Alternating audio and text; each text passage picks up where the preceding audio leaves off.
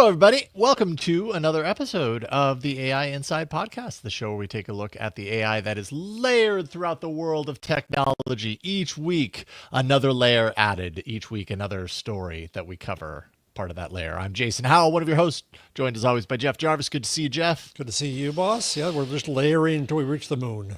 I know, right? And you know what? And exponentially beyond, because AI is never ending, as we see week after week. We got a pretty interesting top story to talk about. The minute I saw this, I was like, oh, I can't wait to talk with Jeff about this, because this feels kind of like a big deal. It's certainly a first of its kind as far as the court cases here in the U.S. are concerned. But Anthropic has been in a case with book publishers about the use of copyrighted book content for training its AI models. And a federal judge, Judge Alsup, who's a pretty notable judge, seems to have a pretty good, I feel like he was involved in some Apple case a number of years ago is like my immediate memory of him, but seems to have a reasonable understanding of technology in general, as opposed to some judges and people in government and everything who clearly don't understand the technology. But he seems to be doing all right.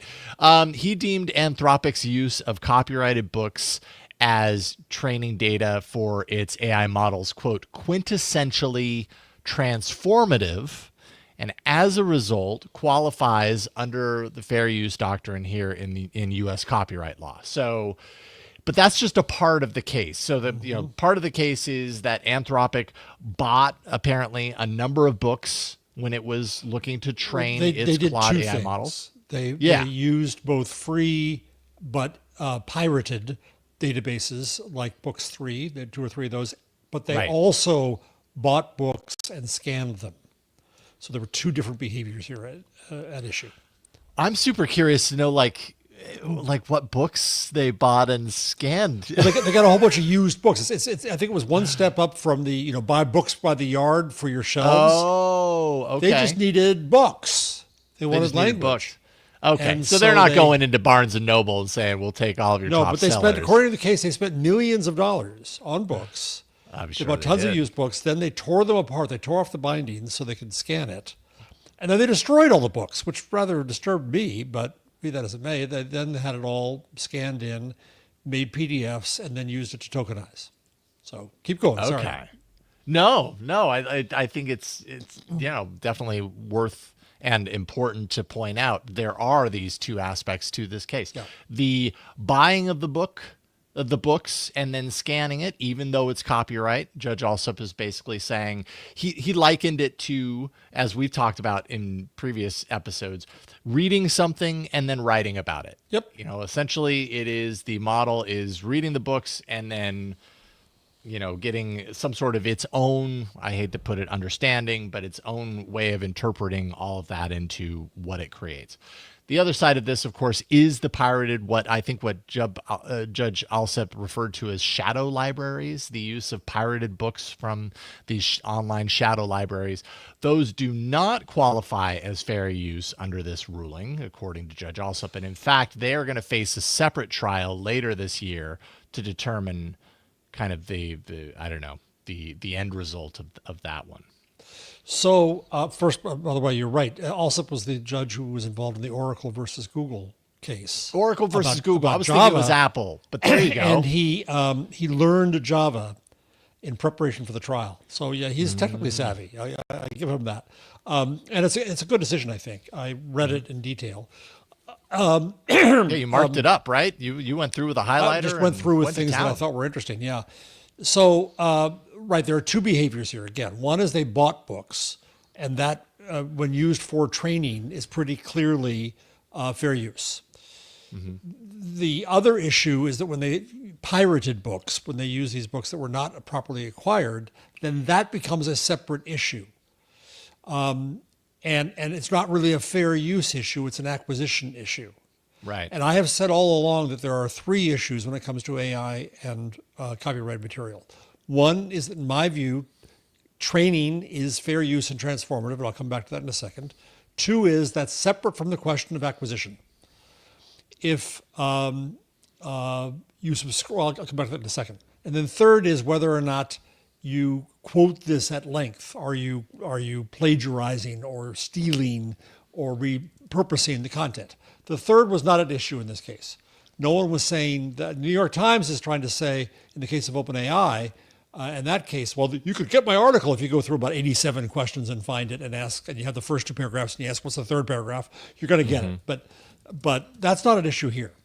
The issue here was they illegitimately acquired things.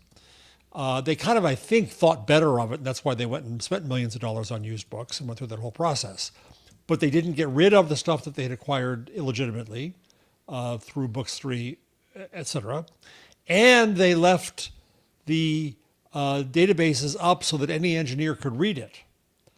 So even though they weren't distributing it widely or anything, they had used it for some measure of training, and it's not clear. I think the judge was a little frustrated with the discovery there.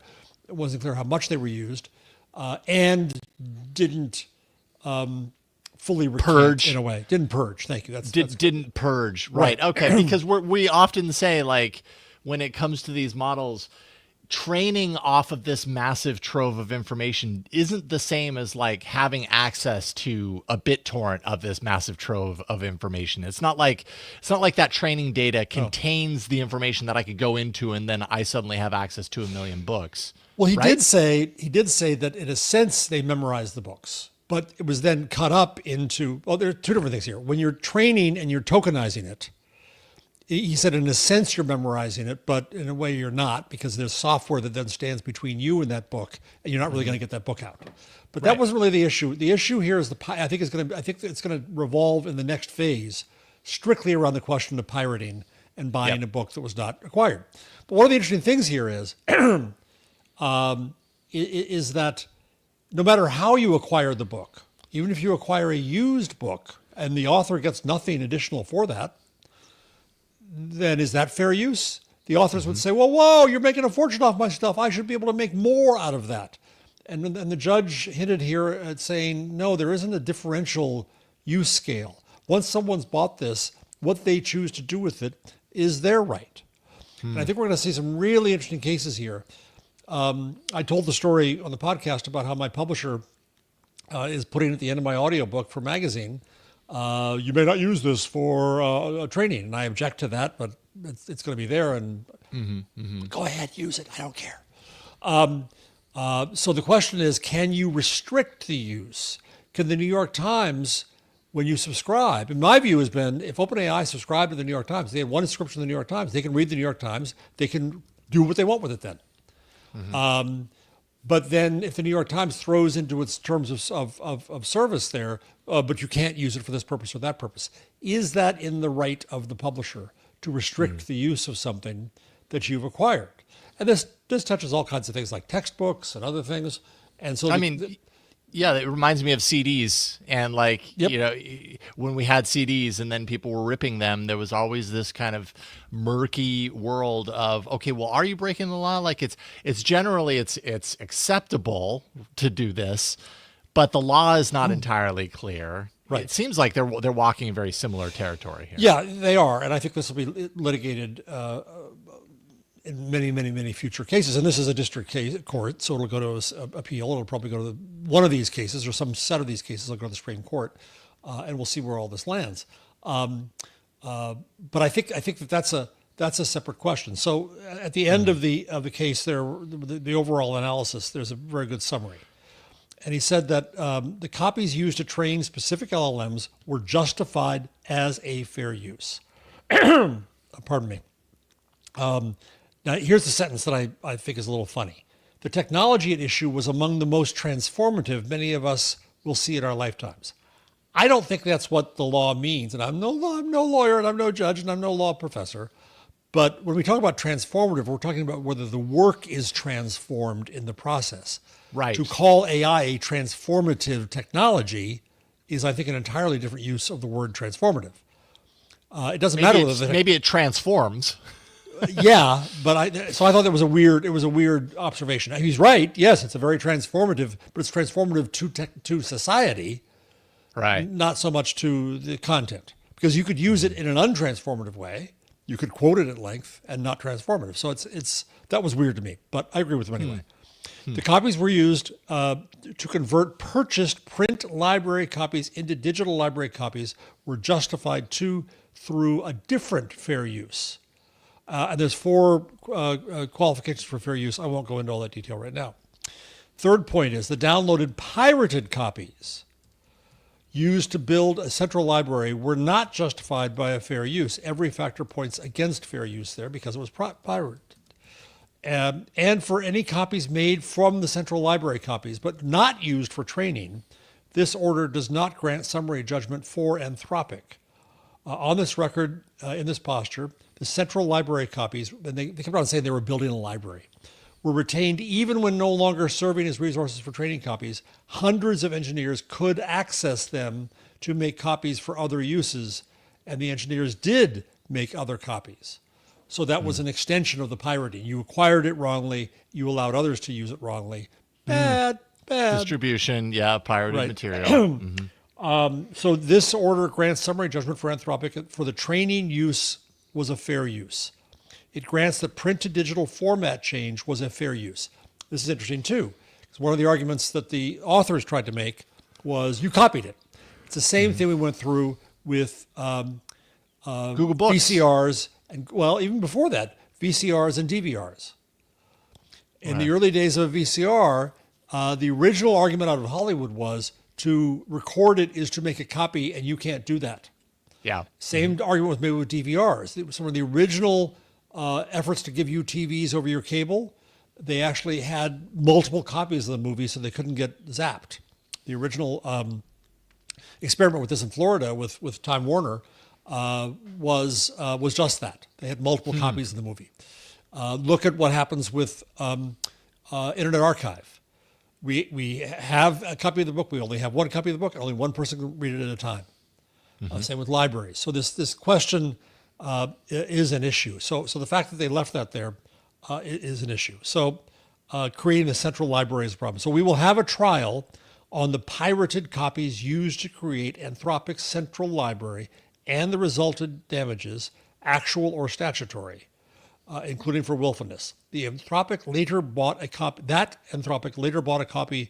of a book it earlier stole off the internet, that's strong language, will not absolve it of liability for the theft, but it may affect the extent of statutory damages. So I think the way I read this is we're done with the fair use part, and Anthropic won that. We're about to come up with the piracy part, and Anthropic's going to get some level of slap for that. It could be a heavy slap, it could be a lighter slap, because they apparently showed some willingness to buy once they kind of realized what they were doing was wrong, but then they didn't fix it sufficiently by keeping that library on hand for uses undetermined.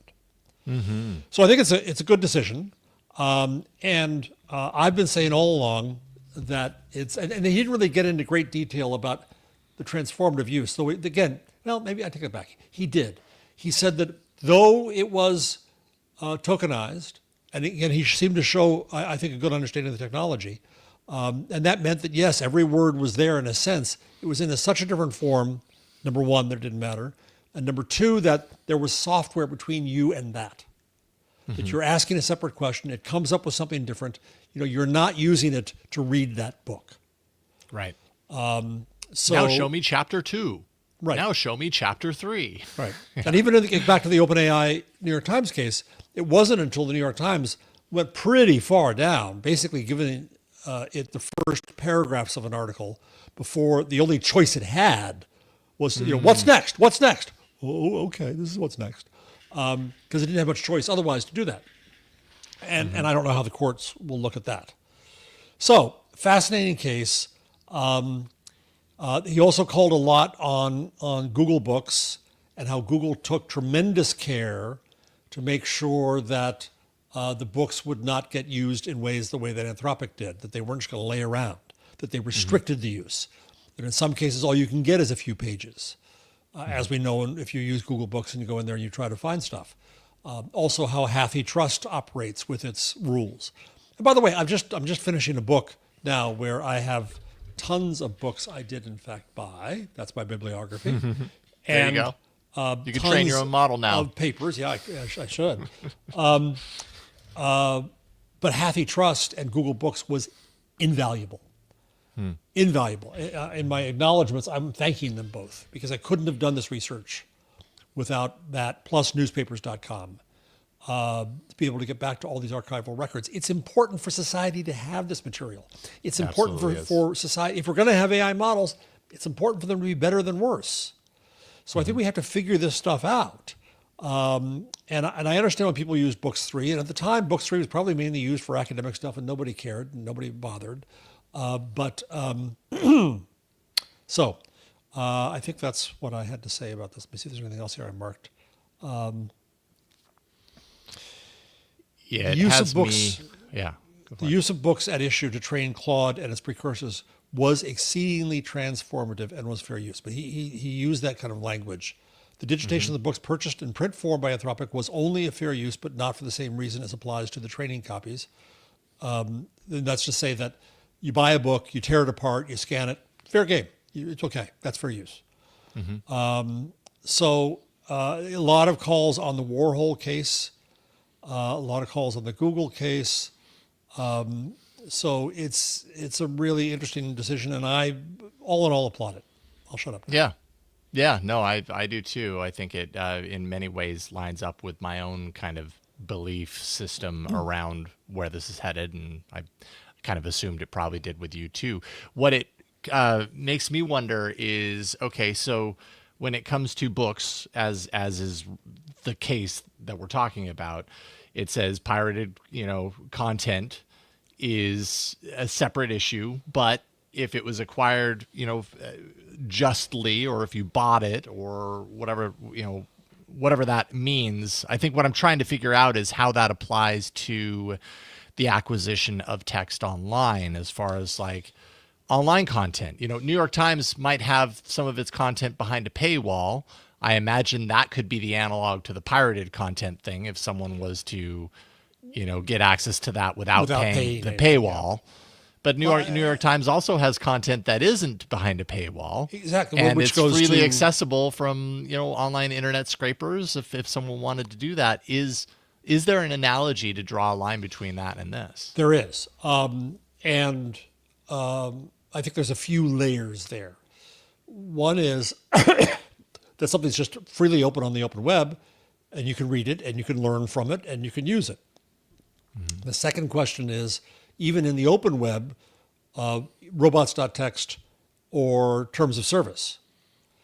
Right. Is it binding? Is that enough? Is it binding to say, if I say, I don't care about your robots text. It's out there for the world to read. I'm going to read it, and I don't care what your rule is. I don't think we've seen courts grapple with that yet. Do you have the right as the producer to limit the use of what is otherwise freely available to everyone else? To say this is free and available, but not for you, not for everything, yeah, not for anything not for you, that you ever want to use it for. And I don't think that's been adjudicated yet, and I think that's going to be very interesting. Then the third question to me is the paywall question, and there, I think the question is similar but a little bit different. If I'm OpenAI, if I bought a subscription to the New York Times for my machine, I didn't share it, I bought one specifically for that, then should the machine not have the right to read and learn? Now, did OpenAI do that? Let's just assume they did, to make the argument here.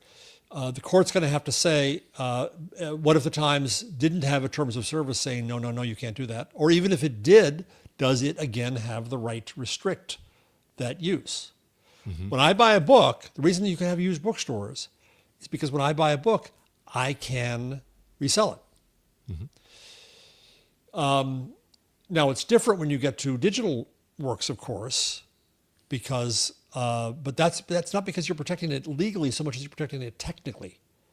You can't read this CD, you can't copy this CD because I stopped you technically from doing so. With like a DRM solution, right? Of some sort. So, and is DRM really breaking? Well, ask Cory Doctorow. So there's a lot to be adjudicated in this field.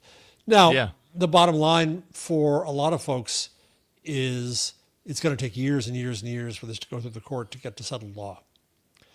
And so if you're an AI company, you were Anthropic was smart to buy the books. They were not smart with what they did otherwise, but they were smart to buy the books.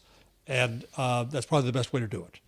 I don't know that it's always going to be necessary. Could they instead go to a library and digitally read a library's copy, one after another, after another, after another, and then whatever, if they're in Palo Alto, could they officially read Palo Alto's library one at a time? I think they could, but it's a pain in the butt. It would take time. It'd be difficult. But they could do it without buying. But buying was smart. So that's that side. On the supply side, I think that there's another. So I went to an event last week held by Common Crawl and the Internet Alliance, where they're trying to figure out a lot of this stuff and understand what's going on here. And some of it's over my head. And a lot of it's about standards. There's the Croissant standard for markup about content online. So you can hold the data about where you got the content and what it is with that data as it travels along into these applications, which is another issue. Is there a transparency about your sourcing? Now the problem is that one of the points made was companies are afraid of being transparent about their sourcing right now because they're afraid if I misstepped a little bit, I'm going to get sued, so I ain't going to tell you where I got it. Right. Well, and I'm sure a lot of companies have done what Anthropic has done, which is to also use, especially in the beginning. Absolutely in the beginning. Yeah. So it'll be interesting to see there whether what the impact is on the behaviors. So I had said that most of the discussion was about the demand side of this stuff. Who's scraping it down, how are they doing it, so on and so forth. To me, there's also another question on the supply side. And I have been arguing so far to absolutely no good end that the news industry should create an API for news. And I've said on the show before, when these big deals are done by the big guys, that's just a money grab. That's to shut them up for legislation and litigation. What I want to see instead is if the vast ecosystem of news joined together and said, here, you can have it. We're not going to sue you, but here's the deal. Let's talk. Let's talk about use and brand and links and payment. But then, fine. Are the news organizations going to get filthy rich of it? No. But it would be a smarter way to have the discussion now, not waiting for litigation. If demand side and supply side on this data figured out how to talk together, they're going to be able to move a lot safer, a lot faster. Especially because waiting for litigation, as you say, going to take years. Yeah. I mean, already we've seen that they're basically asking for forgiveness, not permission. That's been their kind of approach so far. And what a lot of these, news publications and creatives and everything don't want is for these models to get bigger and better. But that's going to continue happening until there is litigation to tell them to stop what they're doing. So you play the litigation game. You're basically playing you just keep getting bigger until eventually maybe we get to the point to where we can place some rules. But by that point, things have, from their perspective, the damage is already done. The habits have already changed around users to expect these things to do certain things. And, it just becomes more and more difficult from their perspective to put the genie back into the bottle and go back to the way it was. Like, you're not going to get there. So how do you work with the scenario that you are dealt with now? You might not like it, but how do you do that in a good way? Right. And from the model maker's perspective, they obviously have a few issues. This is constantly hanging over their heads. And so in any forward-looking statement to their investors, they have to say, well, we have risk here because we could get slapped. We could have to give up a lot of money in the future because of what we did in the past. Also, their customers are cautious.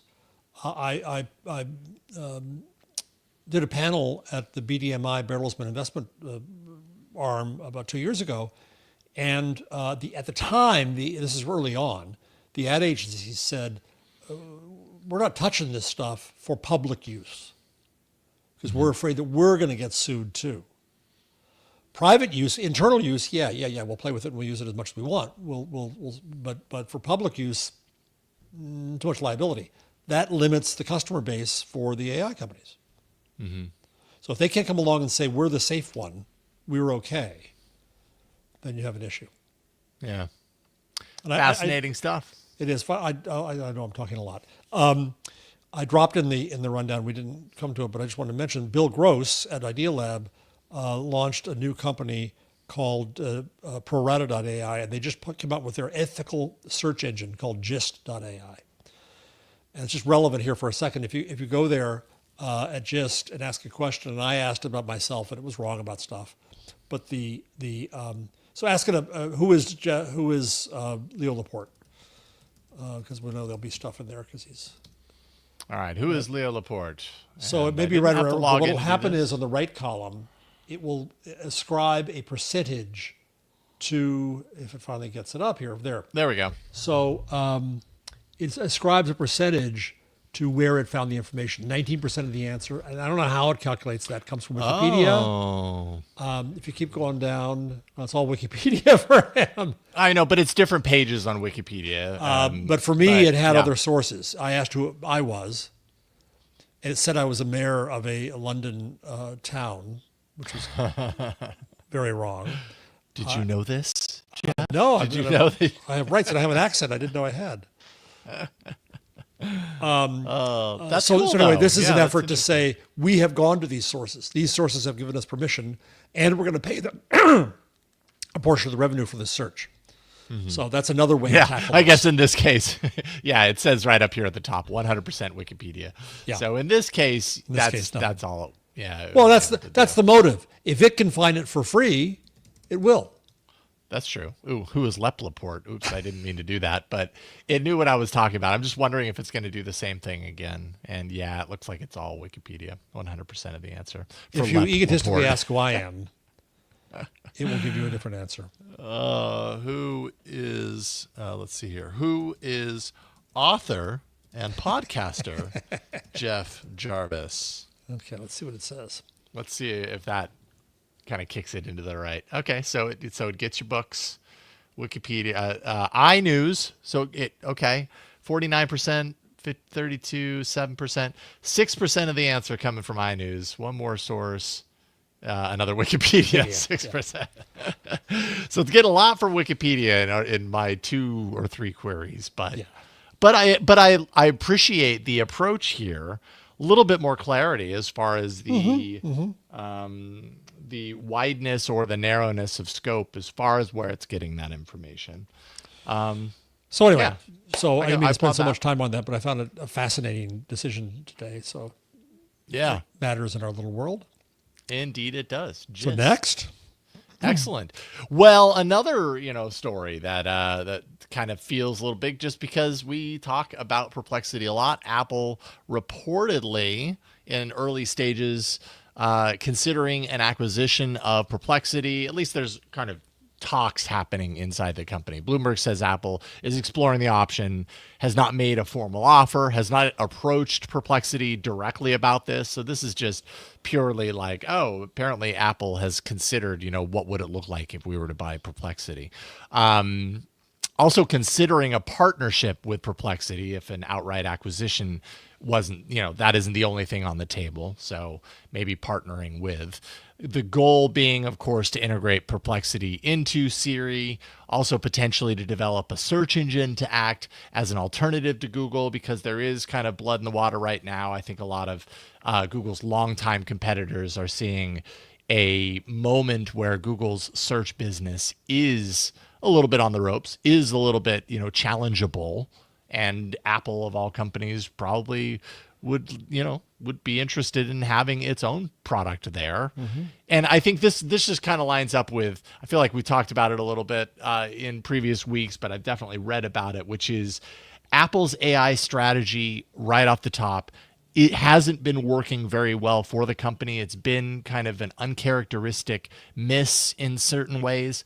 Yet Apple is a company that has incredible resources, i.e. lots of money, to buy itself into a position of power when it comes to AI. And I think what we're seeing right now, my guess, my hunch, is that if Apple hasn't worked its way towards it, it recognizes the need to be there. And so I would be not at all surprised if Apple is looking at players like Perplexity to say, how do we buy ourselves into this so that we know that this is a problem, or this is a competition that we are very much, in the lead with the other major players. So I went to Perplexity and asked, is Apple going to buy Perplexity? And it said, there is no confirmation that Apple is going to buy Perplexity, but there are credible reports that Apple has held internal discussions about potentially acquiring the AI startup. Saying below that Perplexity has denied any ongoing merger acquisition discussions. Both Apple and Perplexity have declined to comment. So I don't know whether they entered into this knowing we were going to be asked. Yeah, it's interesting to me. In a sense, it's Apple saying that Google's vulnerable, but it's also Apple saying we can't compete with Google. We're going to find some other path. Right. Oh yeah, for sure. Google. Yeah, I think it's a little both. Yeah. And I would, if I were Apple, I'd be looking with a cautious eye to the experience of Microsoft and OpenAI. Similarly, Microsoft said, we don't have a real AI strategy. Google's been quiet about theirs, but they have theirs. Amazon has had theirs. And we don't have one, so we're going to cozy up with OpenAI because they're the hot thing right now. And that marriage is not working right now. No, definitely not at all. They're threatening to go after each other, all kinds of problems. So I think that Perplexity, unless it is very vulnerable and realizes it doesn't have a long-term strategy, and this is like Meta, Facebook of the day buying Instagram. What the hell? You really don't have the resources to go huge. There's tons of new competitors coming along the pike. This is your best. This is your best way to cash out. Life-changing, guys. Take it. If Perplexity thinks to the contrary, no, we've got a future here. I don't know that it's going to be a happy marriage with Apple. I mean, I kind of feel like Perplexity does have a future. At the same time, I think the ding that people place on Perplexity is so much of what makes it valuable is its reliance on other models and its interoperability with other models, and the terminology of like, does it have a big enough moat? Does it actually have its own thing, or is it relying on others to create its value? And does it? Let me answer the question for us. Does it only use other models, or has it developed anything that is?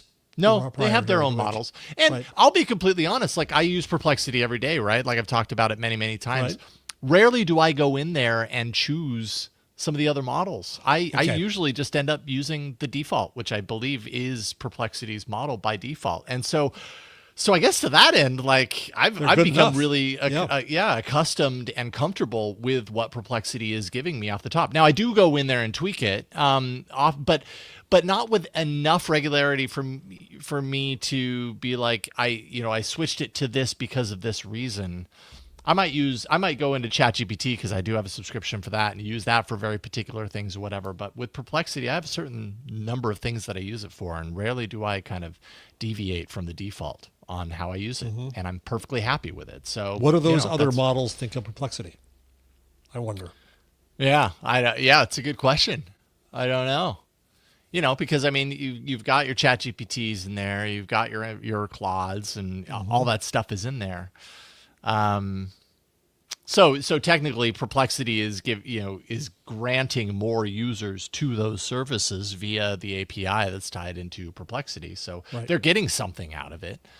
But yeah, it's a good question. Yeah. I do worry if Apple were to acquire Perplexity as an Android user. Of course, I worry about suddenly finding myself in a position where I no longer have access to it. I don't know if it's hopeful thinking. I have a hard time believing that Apple would do that, considering the amount of users and kind of the buildup of its user base. But it's a very Apple thing to do. It is a very Apple thing to do, right? Dark skies, Yeah, Dark Skies. That's the prime example, right? Which was a weather app, which is a different scale. Let's be honest. Yeah. But it was a weather app that was on both platforms, iOS and Android. Had tons of like very, very ardent users, and Apple did cut off Android users, and they were not very happy about that. No, we are not, are we? No, I wasn't. You were obviously a user. It sounds like, right? I was not. Yeah, I loved it. Yeah.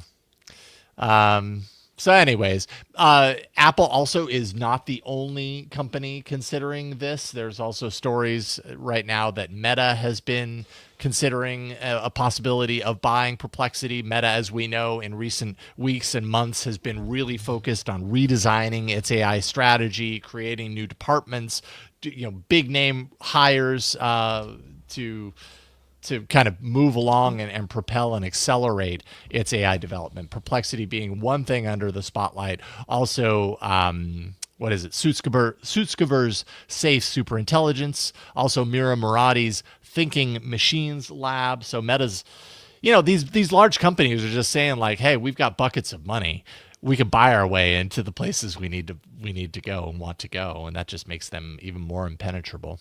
Yeah, Zuckerberg's attempted dating spree is hilarious because he's just going after everybody. And he's, as we talked about, I think last week, he's going after OpenAI people with $100 million compensation packages. Right. I mean, it's just absurd.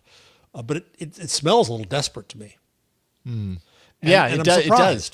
Because I think that Meta is farther along, and we've talked about this. I think that its open source strategy is good. Maybe he's having second thoughts. I don't know. But it's very, very Mark Macho. I want to go buy the world. I think what AI needs next is innovation. I would be going to, I'm sure they are, but I'd be going to every damned school, and not just MIT and Cal Poly and Stanford. I'd be going to others because you need a next breakthrough to push AI to the next level. We talked about that often on the show. With the present technology, they're not going to get to their precious AGI. I don't think they ever will. And so they need a Bell Labs like pure research push, but they're too impatient for that. Yeah.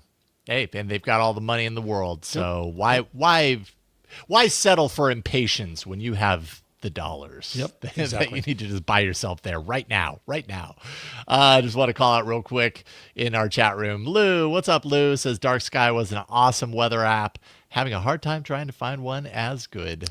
I feel the same way about Inbox by Google as well, by the way. Yeah, damn them. Damn. Lou, I use Wonder Underground, WU, and it's okay. It's just not as good. Yeah. Interesting that Weather one company can have something so completely solved, and then everybody else is always chasing that dragon and can't quite get there. Yep. Very interesting. We are going to take a quick break. Before we do, I want to throw a big thank you to those of you who support us on Patreon, patreon.com/AI Inside Show. When you do that, you support this show directly. Patron of the week, Fred Davison. Thank you so much, Fred, for supporting us for as long as you have. And, we will continue to call you all out in a good way for thanking you for supporting the work that we do here with the AI Inside podcast. Thank you, Fred. All right, we are going to take a break. When we get back, you went to an event held by Google, so we'll talk a little bit about that. We've got a whole lot more new smart glasses coming from Meta. That's all coming up here in a moment, so stick around. All right, so you were busy. Google held a big Chromebook event in New York, I think a few weeks back, and announced some updates to Chromebooks and Chrome OS. I think primarily the updates being on-device AI processing coming to Chromebooks, integrating Gemini AI models into Chrome OS and the Chrome experience, and debuting those on-device AI features for things like smart tab grouping, AI-powered photo editing, other features all done locally and really focusing on Chromebook Plus devices. But that's my from a distance take. You were there, so I should ask you, what did you see? It was thanks to you, Jason, that I got there, because Jason's contacts. I said, I want to go to the Chromebook thing. For those of you who don't know me, I've been on Chromebooks for a dozen years now. I love them. That's what I use. But I've been sad as hell that Google stopped making theirs because they were the best. And I'm constantly in search of a Chromebook as good and have not found it. Kind of similar to the dark sky solution we were just talking about or discussing. Exactly. Yeah. So I'm unhappy. So I went there. And the great news, I hope, for me, is that they have a new Lenovo Chromebook Plus 14, which is the new flagship. I was going to say starship, flagship of Chromebooks. And some of the things you mentioned, Jason, will only work on this machine. Because this now has a MediaTek Companio Ultra chip. It's an ARM chip, and by the way, it's a powerful but fanless Chromebook, which makes me I know that's very important happy. to you. It's very happy. Don't interrupt my thinking with your damn fan. So this one with that chip can handle AI on. So you think, how is this an AI story? Because with that chip, it's now able to handle photos on the machine. The AI stuff that you can do with photos and remake it, which your phone can do, but now you have a laptop that can do it. It's just a Chromebook. It also does some smart grouping of tabs. I don't fully understand that yet because I haven't been able to play with it yet. I'm trying to get a review unit of this. And so those are and it also has some kind of new smart wallpaper, but all I ever see is my browser. I don't see the wallpaper, so that's meaningless to me. Right. There's always a browser tab that you're parked on. Yeah, it's true on a Chrome OS. So that's true just for this new Lenovo machine. The machine, by the way, is on sale now at Best Buy and Lenovo. The higher end one has a touch screen, more memory and such, and it's $749. The lower end one, which is not touchscreen, is $649. It's 2.6 pounds, and it's just over a half inch thick. So I'm hoping. Are you the type of Chromebook user that you got to have the touchscreen? I feel like when I use a Chromebook that doesn't have a touchscreen, I feel like I'm missing out because I'm so used to having that. Yeah, I do. It's kind of a carpal tunnel piece with scrolling when I'm scrolling through a lot of stuff. It's nice to have a different path. And then also marking things up. When I marked up that document, that court case, the ruling, thank you, I could do it only with my trackpad on this one. So otherwise, they're doing some other things. You could get instant answers and select with Lens. That should come to all Chromebook Pluses. You can get things done with text capture. That is to say, if you have an image that has text in it, you can mark it and it will recognize the text. And let's say it's an event, it'll throw it into your calendar. It'll come up with appropriate things to do. The quick insert key, which I've never been able to get operate properly, maybe because I have the wrong damned account. I don't know. And then it also is giving you some free stuff. If you buy a Chromebook Plus these days, you get 2 terabytes of cloud storage. You get Gemini and Gmail and that kind of stuff, which, as they say, is worth $250. For 12 months. So you don't get that forever, but you get access to that for a year. Yeah. So if I do get a review unit, I'll report back. But I think it's interesting to see that localized AI is coming even to Chromebooks. Yeah, you make fun of Chromebooks. It's just a Chromebook. It doesn't run apps. Hey, my Chromebook's running AI. Take that. Yeah. That's great. So I think that's awesome. I think people do just kind of the reaction to Chromebooks is often just like, oh, that's not a real computer. Still to this day, how far are we into the Chromebook thing and the Chrome OS? Yeah. Totally. I mean, they've been around for such a long time. I feel like they've proven their place, but I get it. I get that people, who are power users used to their computers to do, so many things that aren't browser based, let's say, they don't see the value. But I've definitely used and relied on Chromebooks many times throughout the years. And when I really think about a lot of the ways that I use computers, like a Chromebook for many of the most important things that I do is absolutely enough. But I do have uses and needs beyond that, and so it doesn't do everything. But having the on-device kind of capabilities around AI on a device that is so built around the concept of cloud and everything out in the cloud, that's interesting, and and I think it's really useful too, because it probably does allow for things that are maybe would take more time if it was all done in the cloud, or wouldn't even be possible. So I think it's a great move. Yep. I hope you're able to get a Lenovo Chromebook Plus 14 to review and to check out. We will see. Another device that I would love to get my hands on, I'm very curious about this. Meta has a new sunglasses partner. Zuckerberg showing it off on Facebook, bringing a new update to the Meta glasses. He's wearing white glasses with red lenses. Yeah. Yeah, they're like and an Oakley T-shirt. I don't know. What do you think about that as a fashion statement, Jason? I will agree that I'm not certain that this is a lens style that I would immediately gravitate towards. I'm not even certain that this is a lens style that would even look good on my face, but I am considering picking up a pair. Oh, Primarily, for two reasons. One, because we continue to talk about Meta glasses and, the kind of like the positive reviews. And I've talked to so many people, like actual people in person who have them or are wearing them when I'm talking to them. And I get really great reactions from people about these devices. And so it's another, example of AI hardware that I feel like at this point, I need to know more about why they are so great, because I think this is going to inform wearables as we move forward into this wearable heavy kind of near future with, Google's Project Astra, or I think last night on this show, we realized the project name or the product name for that behind the scenes is Martha. Their Astra glasses is codenamed Martha, which is interesting to me because that's my mom's name.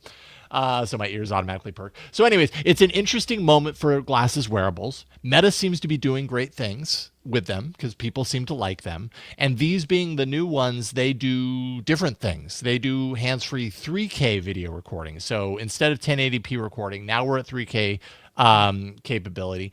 IPX4 water resistance. So these glasses are more designed for active kind of use cases. That's why they're a little sportier. Open ear speakers. I don't know. The style is a little not necessarily my cup of tea, but I'm super curious about them. I might actually end up picking them up. If you get the Desert 24K Prism Puller lenses, which I think is what you're seeing here, that's a limited edition. That's $499. That's going to be pre-order starting July 11th. And then the step down, which I'm imagining just means the lenses are not polarized, will be $399. So I read somewhere this week that Zuck wants to concentrate his AI strategy and this strategy on we see and hear what you see and hear. Yeah, okay. And so that provides context. And so that's why the glasses seem to them to be a better, they don't have a phone. So not being a phone, finding alternatives to a phone, it makes sense. And they're arguing that this is the alternative. Do you wear contacts, Jason? Yes, I do. Yep. 95% of the time. So what I don't understand about, as a glass wearer, I wear them constantly. First thing in the morning before I do anything else, I put my glasses on because I feel like I am blind without them, but I also feel like I couldn't move without them, right? So they're on constantly for me, but a lot of people do not wear glasses constantly. And so then, okay, you can wear the sunglasses, but you're not going to wear the sunglasses constantly unless you think you're Kara Swisher. Right. Yeah. So, totally. I mean, what do you order then? Because if you find this to be useful, do you only find it useful if you're out and about outside, ergo the sunglasses are okay? Or do you find it so useful you want it all the time?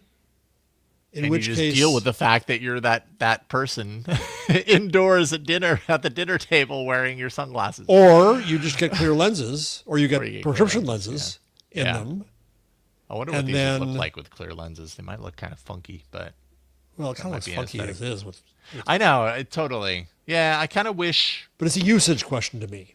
Yeah. So if you get them, you'd keep your contacts. You wouldn't change to a prescription lens. No, I wouldn't change the prescription. No, I hate wearing glasses. Which is funny because we're talking about glasses. I hate wearing prescription glasses. I'm fine wearing sunglasses. I'm totally fine with that, and I throw them on when I need to and everything. I consider wearing my corrective lens glasses. I have to do it because my eyes feel too tired for contacts, or I have to do it because it's late at night and I already took out my contacts and I'm going to go to bed soon. I resist wearing regular all right, prescription glasses. So let's just go through use cases for this. So you're at home on the couch with the family watching TV, as if anyone does that anymore, but let's imagine. Yeah, we do that. Yeah. Okay. And you want to make use of this functionality of asking a question and having it come back and telling you something. Do you see yourself wearing sunglasses sitting on the couch watching TV? No, I don't. No, I more see these. as a creator, as a content Okay. creator, All right. All right. I see these as a cool tool for my belt. For like, I'll be completely honest. Like, I'm still looking for a solution for doing first person POV shots of using technology. And I Okay. have some solutions, but Yep. they're not ideal. Like, I have this Osmo Pocket 3 that I can put on like a neck mount, so it's like Yeah. dangling out in front of me and everything. And if Like there's an something alien arm coming out of oh, you. Yeah. totally. And it's, does it do it? Yeah, sure, but it's not nearly as just pick up and go as I would Got like. it. When I see something like this, I am constantly reminded of my experience with Google Glass, however many years ago, and the fact that I caught my daughter, who is now almost a teenager, take her first steps while I was recording in Google Glass, and she walked towards me. And so when I watched that, every time I talk about this, I get goosebumps because it was so transformative for Yeah. me. But when I I remember at watched the that time you video, talking about it. Yeah. Yeah. yeah, when I watch that video now, it's weird. It's like I'm reliving a memory because she's connecting with my eyes in that video because she sees my eyes, and right next to my eye is the camera that recorded it. And there's just something magical about that video and that experience for me, that when I see something like this, I'm like, okay, that's what I need. I need something that I can just throw on when I want to record something that's like a memory. You know what I mean? And that's why I see these things to be powerful for me. It's almost like the AI aspect of it is secondary to just a really great face camera. But I'm curious about that too, and I know if I have them, then I will experience that and get to know more about like why that's powerful too. Or maybe it's not. Maybe it's totally secondary to the fact that it's a really great face camera. I don't know. So we'll see. I also have to be okay with the fact that these are $400. Yeah. But I've spent more on production equipment, in the last year and a half than $400. So I might just pull the plug on it. And Well, I can also do see it. if you go to an event like Yes. Perfect I went example. to last week. It's a really easy way to say, show me this and recording that. I would 100% I would use it for that. Like at the last time when I was at Mobile World Congress, a couple of my friends who were there had the Meta glasses and made me really wish that I did, because then there's such low friction. It's like I just go to the booth and I just go, boop, all right, hey, show me what you got here. You know what I mean? I don't have to set anything up. It's just all set up, and I know that if I'm looking at it, then I'm getting the shot. Yeah. And I'm sure there are other AI capabilities that would come in handy while I'm wearing You just it, have to walking in a not conference hall nod when too. they answer your question. Right. Totally.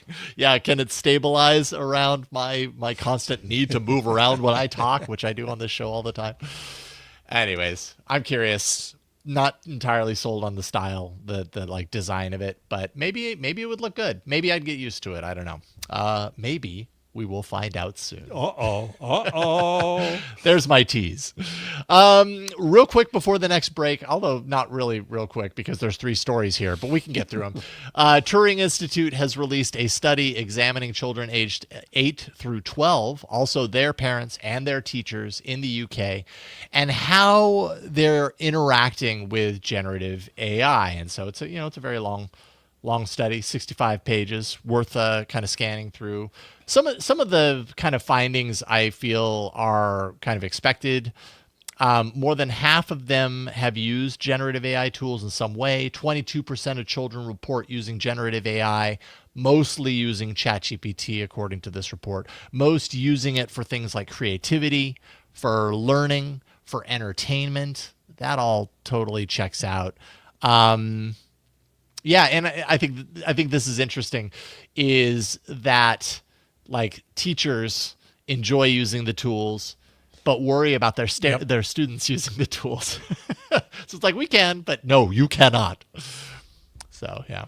Yeah, I found a few interesting. It's a good study in that it's not emotional. It's not doing the moral panic thing. Totally. A few interesting points here that a higher usage among female children than male children. So whereas that other is technologies are, presumed to be geeky, STEM, all that, girls don't know how to do this or that, which is awful and sexist and terrible. This case, I think that it's a mark of freedom to say, I can use this technology. Screw you. So 24% of female children reported using generative AI compared to 19% of male children, which I think is considerable.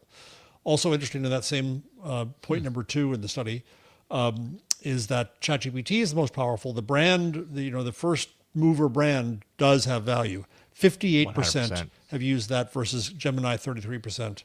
And My AI by Snapchat, I didn't know they had it at 27%.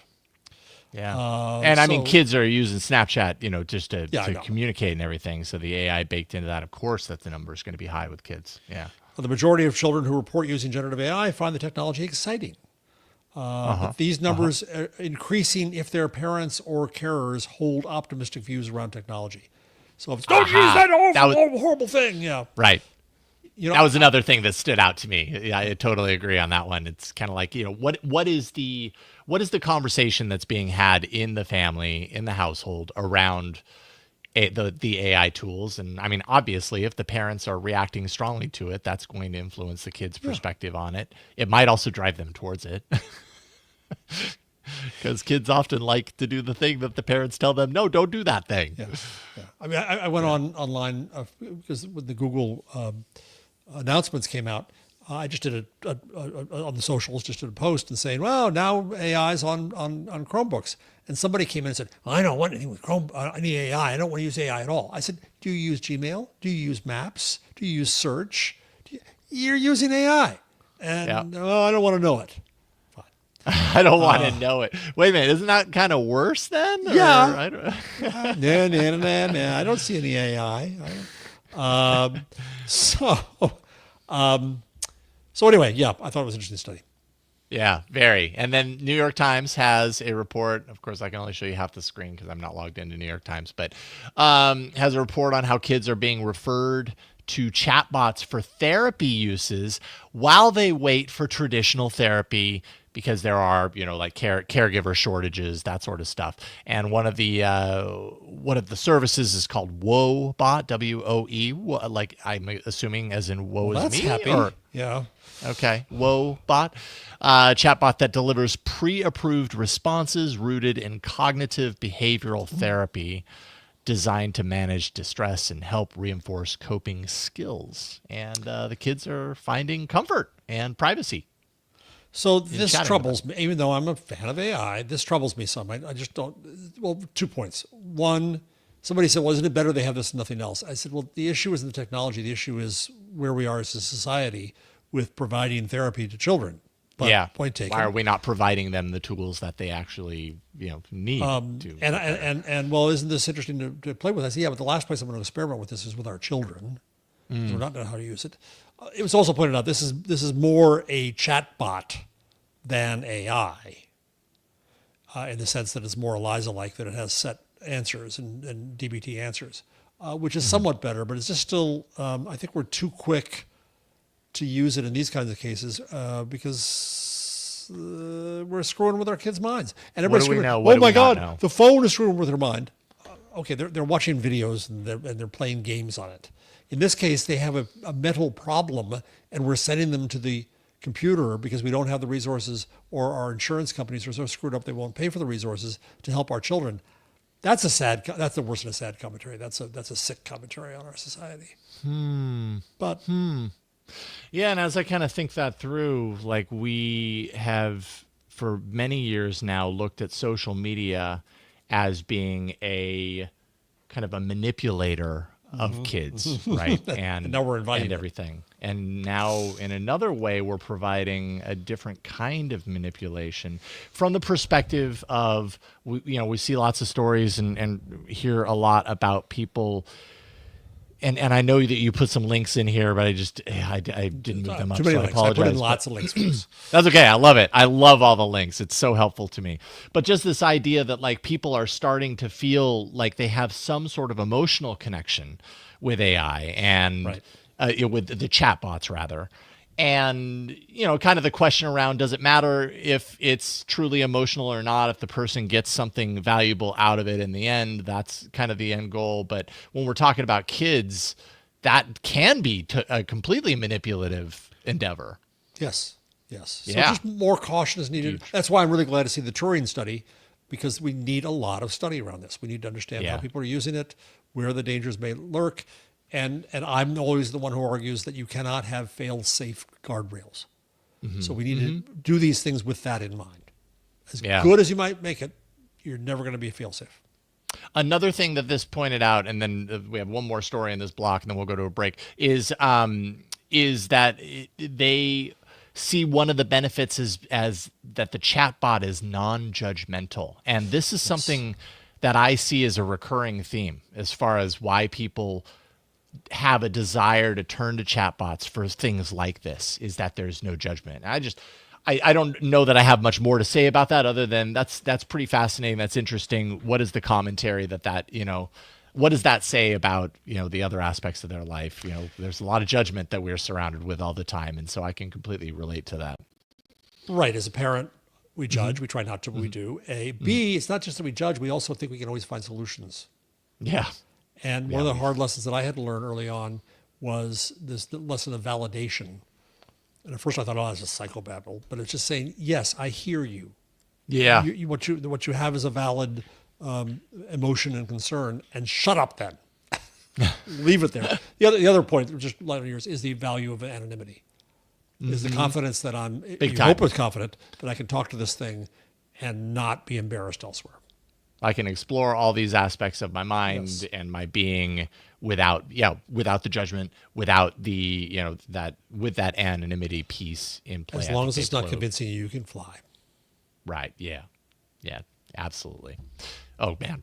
The very last story today, I've got thoughts, and I think that reminded me of that. Finally, Sam Altman spoke with Andrew Mayne on the first ever OpenAI podcast episode earlier this week. Altman shared his own parental experience as relates to artificial intelligence. Says, clearly people have been able to take care of babies without ChatGPT for a long time. I don't know how I would have done that. You would have done it because we've been doing it forever and we figure it out. Like, you don't need ChatGPT to know how to take care of your baby. Let's just say that. He said, my kids will never be smarter than AI. Oh, come on. Give them some credit. I'm glad I'll have enough money to pay for shrinks for them. Jesus, this is what our dad preferred the machine to us. That's what that says.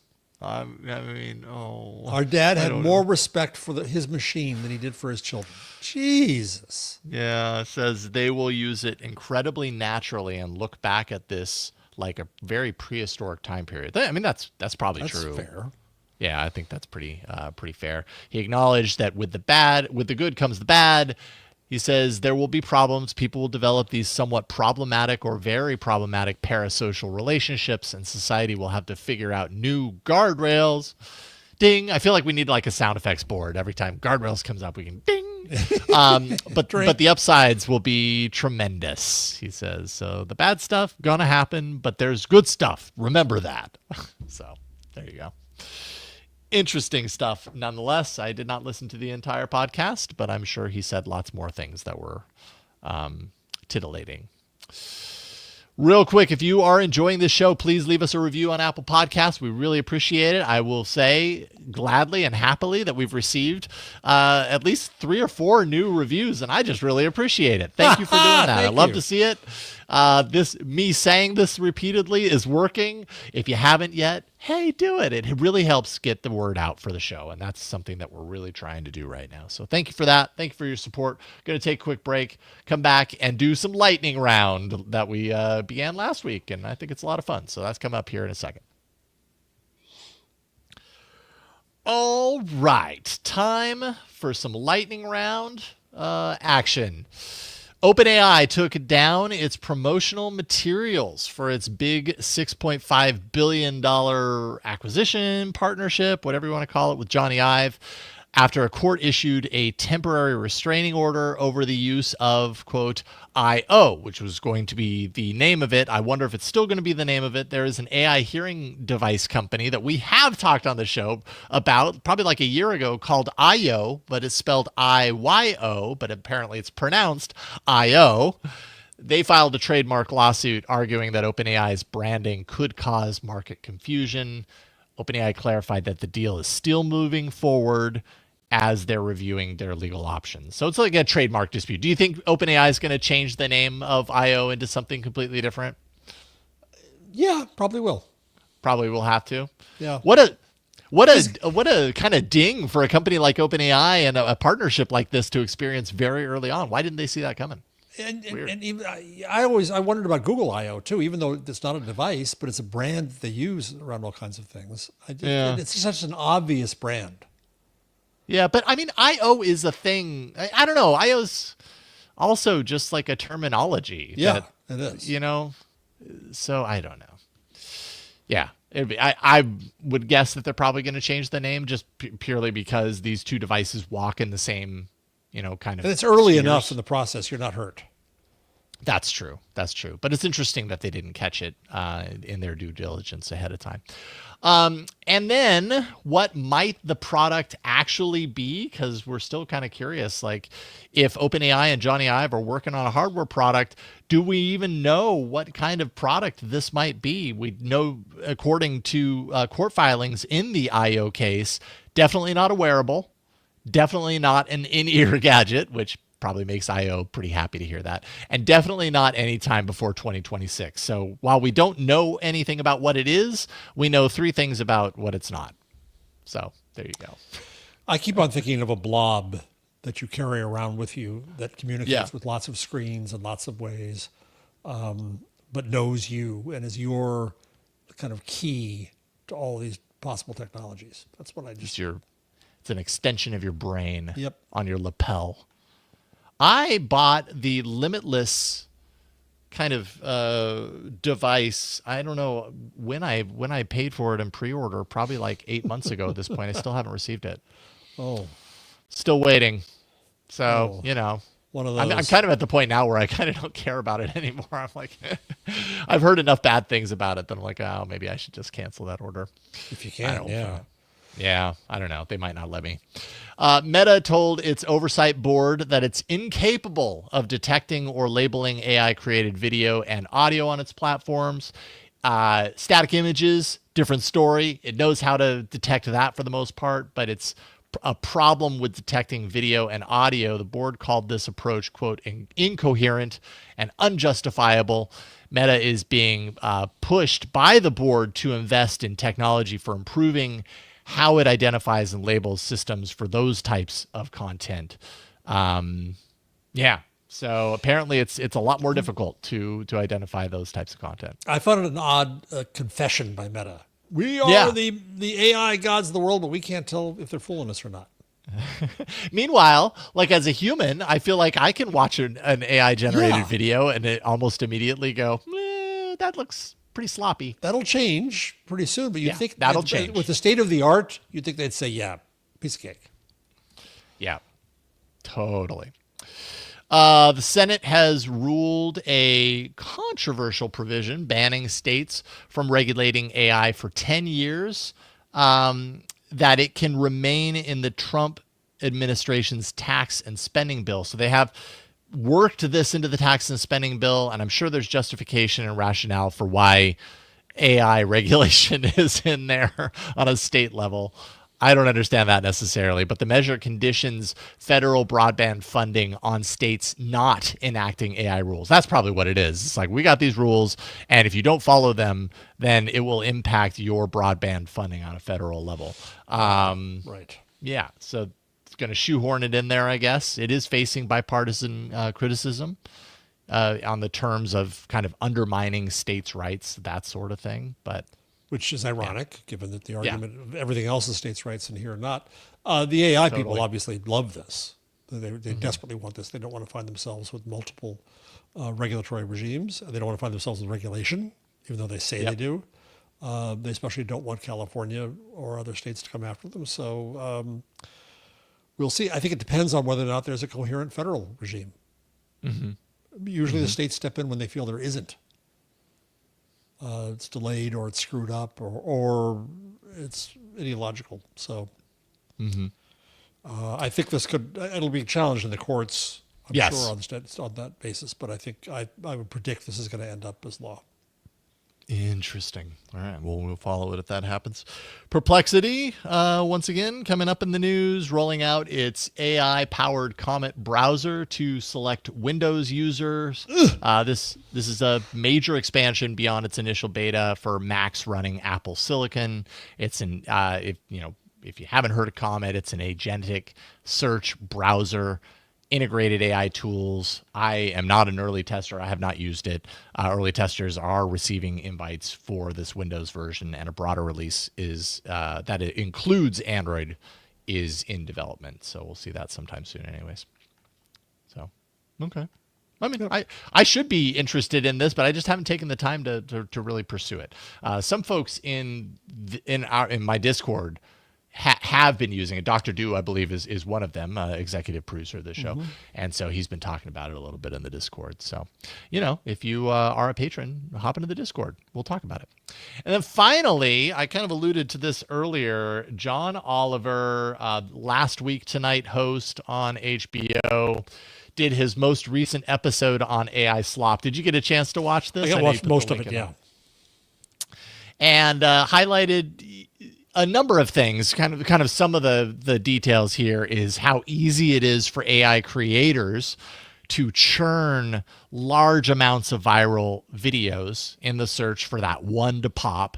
And as a result, we end up with a minefield of, kind of AI generated slop, as he calls it, as a lot of people call it, actually. Do you call it slop? Yeah. Do you call it? I think that's the term of art now. That's kind of become the terminology. I did it. There was a ridiculous quote from Matthias Döpfner at Axel Springer that the internet is something like the internet is the new print and AI is the new digital. Okay. Okay. And so I asked it for a German executive to show me that with a tattoo on the chest. So I put it up in a few places. I thought it was funny. And slop, people, you give me slop. Don't do that. So yeah, I'm even committing slop sins. Yeah, right. Slop sins. Another part of the video, though, that I thought was interesting is he highlighted how less savvy users, let's say, and I think the examples shown in the video were basically people my age or older, were unable to decipher what AI content looks like. They're falling for it hook, line, and sinker. So a lot of these videos were, of kids, younger adults, let's say, showing their parents a video, and an obviously AI-generated slop video, and the parents being like, "Oh my God, that is the cutest cat I've ever seen," and the daughter being like, "Are you serious? Like, that is clearly AI generated," and the lady just being like, "What? No, it's not." And so it was an interesting kind of like way to highlight just where we are right now with the massive amount of this stuff being created, and I would say the lack of critical thinking skills being used and utilized in order to decipher what is real and what clearly is not, because a cat would never look that cute. Well, hey, cats are cute. So it's the same as the early days of the internet, right? Where everybody thought the kids needed media literacy training, and it's grandpa who needs it. Yeah. It's grandpa who's gullible. Mm-hmm. Yeah, indeed. So he showed some ridiculous slop of a superhero made of I think was it kale? Cabbage. It was cabbage. And then all of a sudden the head cabbage went off, and instead it became like lettuce flowing, and it was really laughable. So in a just classic John Oliver stunt, he hired an artist who carves trees into art with a chainsaw to make that. To make the AI generated slop into so the slop real now art. lives in real life as art. Yeah, and part of the reason he chose him is because he highlighted a number of, like, woodworkers as one example, who are feeling the pinch because they've built a career largely on creating these objects and sharing them online. And now the AI can do it, as we talked about, in seconds, and can create wood creations that look almost identical or very similar in seconds and stuff. So this was John Oliver's way of saying, like, all right, let's bring it back in. Let's reverse the trend here a little bit. And yeah, it was pretty good stunt. Anyways, I always find his stuff pretty humorous. He's great. Worth watching if you haven't already. And that is the end of this episode of the AI Inside podcast. Jeff Jarvis, thank you so much, man. Always enjoy, always learn. Friend. I enjoy learning from you and with you.